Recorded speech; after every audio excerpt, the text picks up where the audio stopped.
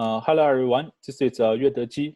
I'm a fifth-year PhD student from the Graph Computing Lab of the George Washington University. I will graduate next year and will be on the academic job market this winter. Hopefully there will still be openings. Today I'm glad to share our work, Aquila Adaptive Parallel Computation of Graph Connectivity Queries. This is a joint work with my advisor, Professor Howie Huang.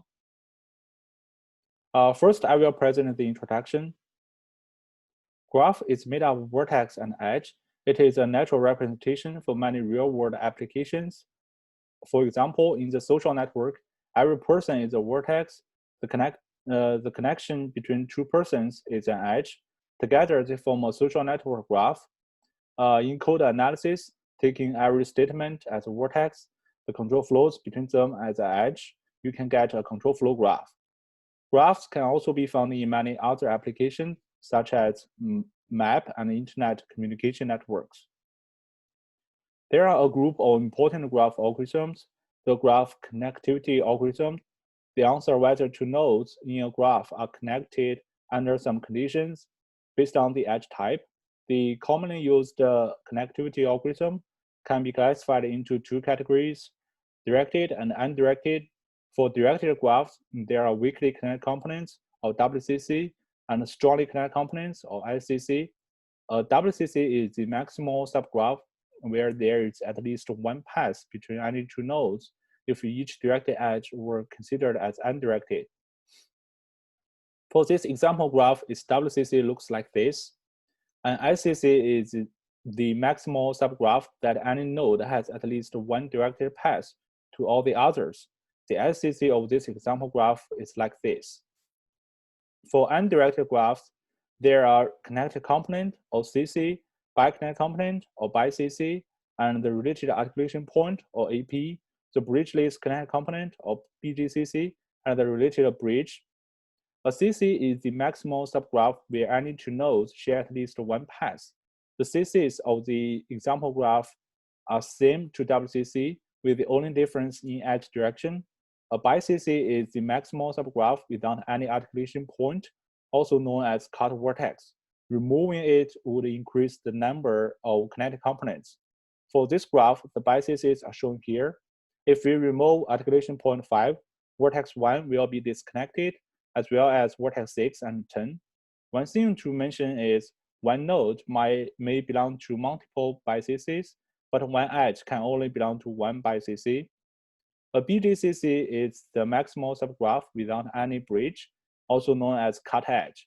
Removing it would increase the number of connected components. For this graph, the BGCCs are shown here. And in this project, we use XCC to represent all of them.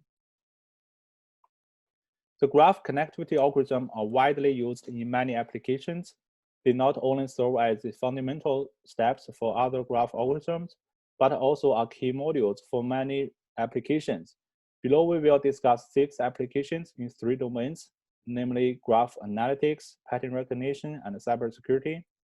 In graph analytics, many graph algorithms, such as topological sort and reachability query, require a directed acyclic graph, or DAG. A regular directed graph is converted to DAG with the SCC algorithm by representing each SCC as a supernode. Another useful graph algorithm, between centrality, or BC, measures the importance of each node through the number of past shortest passes. The state-of-the-art parallel solution divides the graph into multiple bi-connected components, computes the BC value for each bi-CC, and later merge them. This is motivated by the fact that a path crossing two bi-CCs must pass the articulation point between them. In pattern recognition for computer vision, the connected component algorithm is used to label all the connected pixels as one object, which is known as the connected component labeling. A clustering algorithm named SBV-cut uses CC articulation point and bridge to partition the graph. In cybersecurity, the connectivity algorithms are used for spamming botnet detection and suspicious DNS query detection. Our work is motivated by 3 observations. First, existing parallel graph computation frameworks only support a limited number of connectivity algorithms. especially the BiCC, BGCC, and related algorithms are not evolved. As a result, many high-level applications continue to use inefficient implementation. For example, the work on deterministic neutrality detection we mentioned in the previous slide still use the serial tangent algorithm to compute the BiCC. Second, different connected components share similar heterogeneous properties and similar computation techniques, but existing systems did not take advantage of them, causing low computation parallelism. Third, existing methods only provide complete computation, while many queries can actually be answered with partial computation. For this example graph, if you want to know, is this graph connected with traditional methods, we need to identify all the CCs and later verify whether there exists more than one CC. However, we can simply compute one CC to be even faster, the smallest CC. In this case, the CC with vertex 12 and 13. Motivated by this, we designed a new computation framework specialized for connectivity algorithm.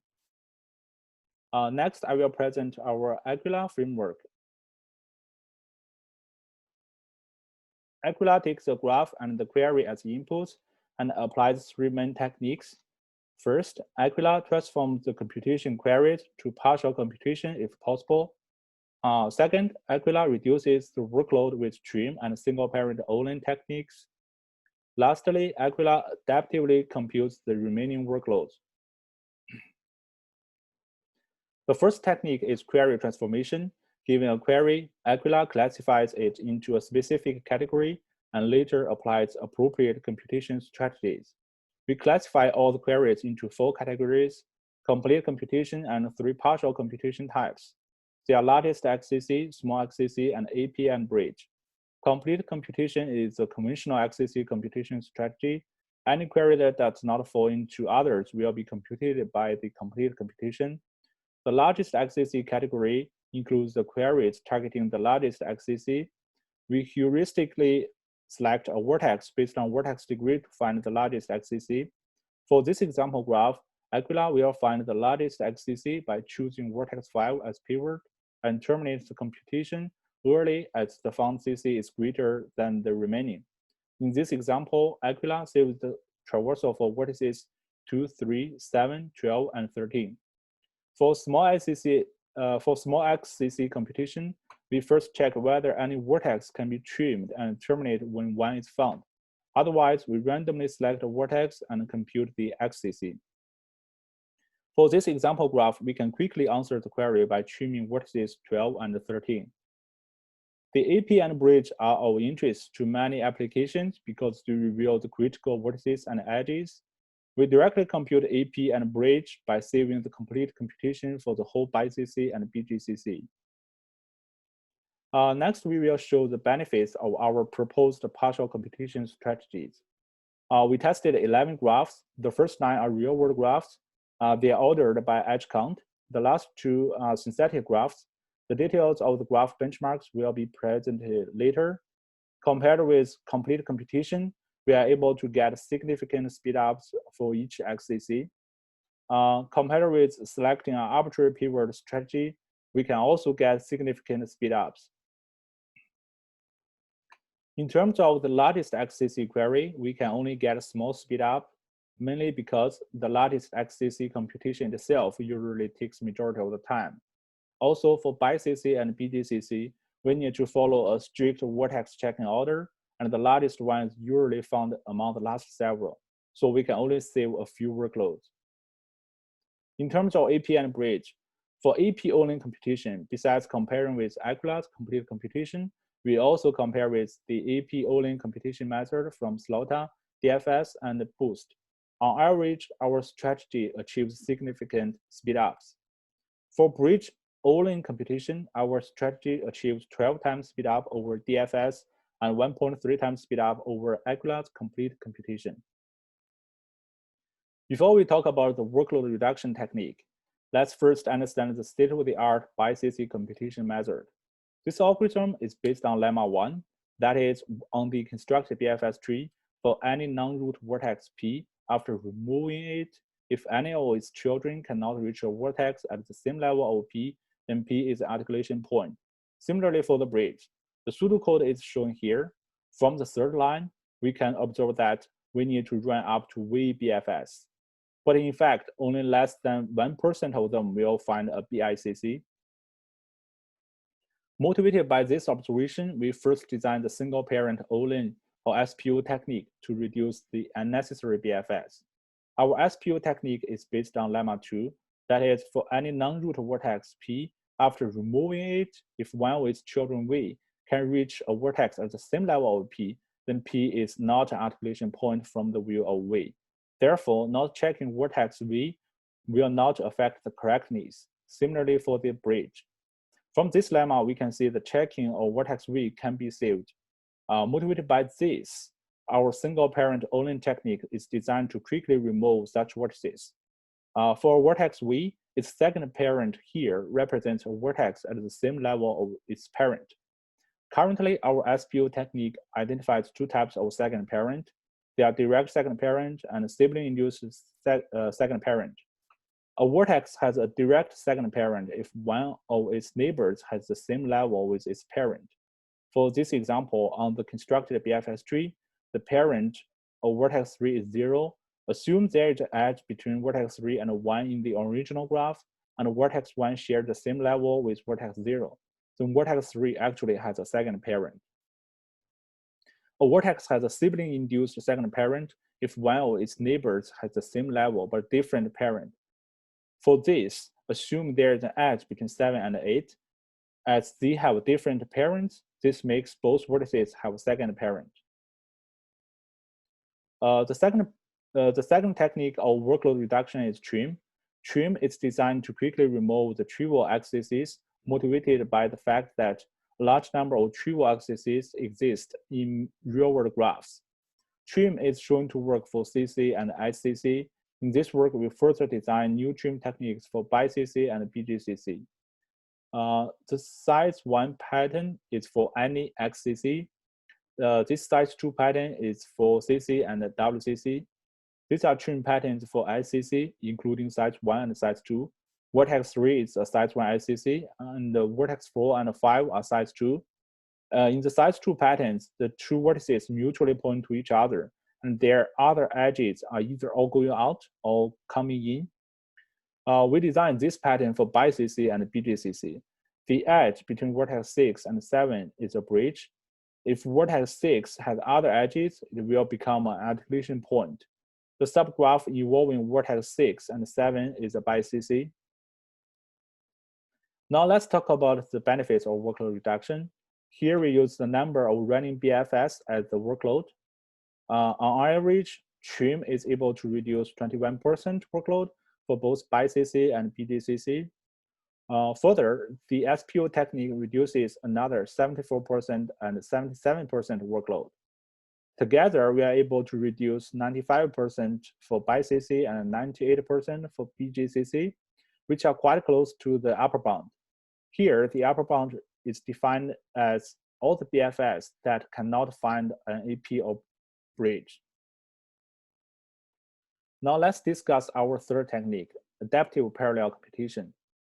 We observe that different connected components share the same irregular task property for real-world graphs. That is, a few large axes take majority of the vertices and edges, and their sizes are close to the order of graph size. The rest is a large number of trivial axes whose count is close to the order of graph size as well. We show such property with two real-world graphs, Wikipedia graph and Twitter graph. This figure shows the CC size against its count. We can see the irregular task property is obvious, and similarly for SCC, BiCC, and BGCC. To satisfy the irregular task property, we leverage different parallel computation strategies. The data parallel strategy utilizes all the computation resources or workers to compute one task at a time.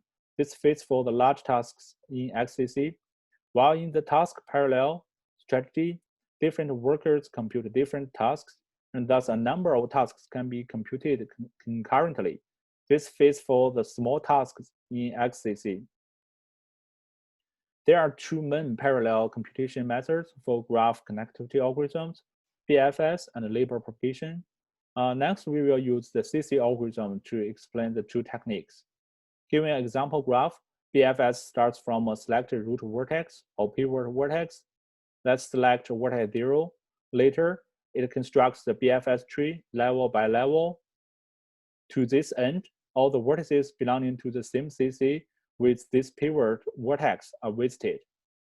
Later, we run BFS repeatedly till all the vertices are assigned to a specific CC. In summary, parallel BFS shows the advantage of quickly finding one specific XCC, but it is low efficient for finding many XCCs as it needs to run one BFS for each XCC. Since most XCCs are small, the hardware threads will be wasted. Label propagation is another parallel algorithm for connectivity computation. Given a graph, it would first assign every vertex a label, for example, vertex ID, and all the vertices are in the frontier queue. Here, the frontier queue refers to the vertices that are updated in the previous level. Later, it scans the frontier queue and inspects the neighbors of each vertex.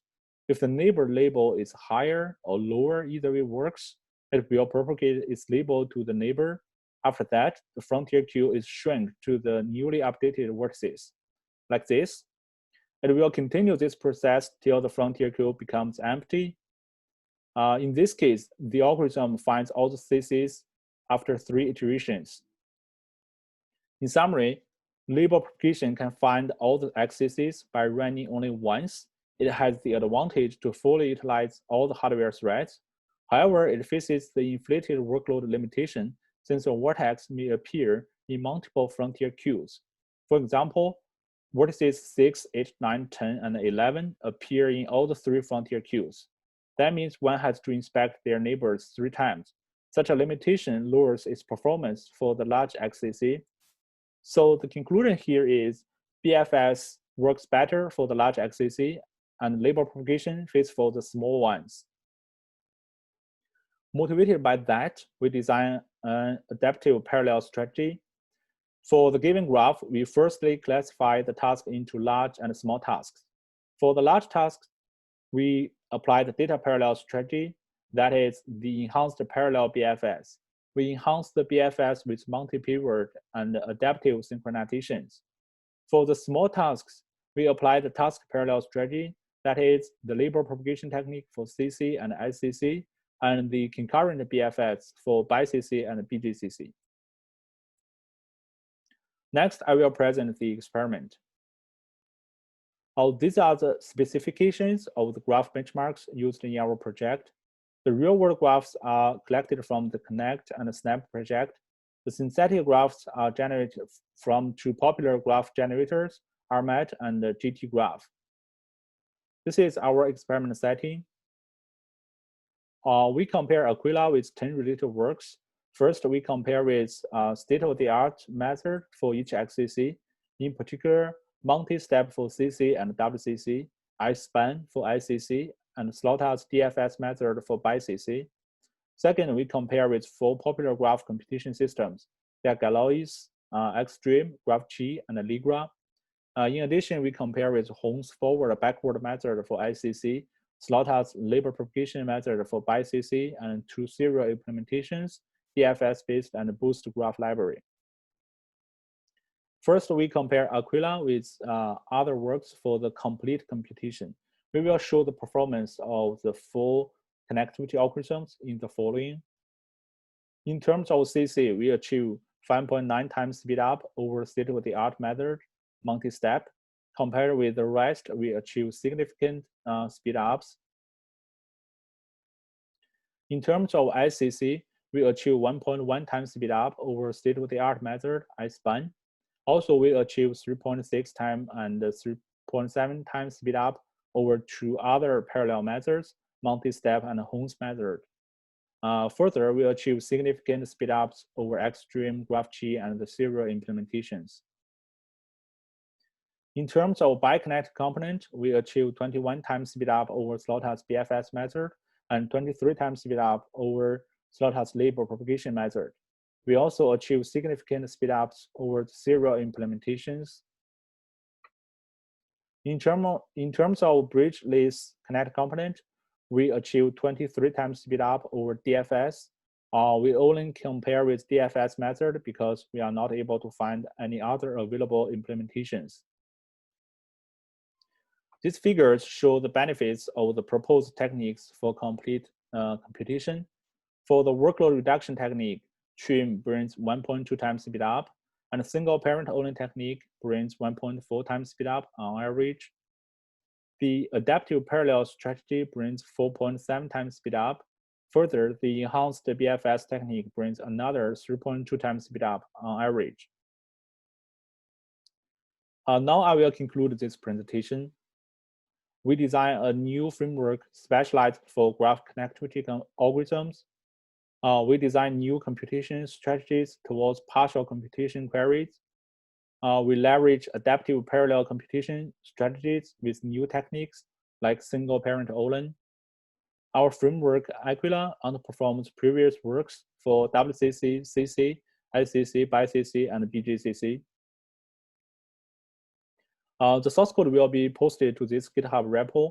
If you are interested in our work, please feel free to reach out to us. Thanks NSF for supporting this research. Thank you for watching. I would be happy to take your questions now.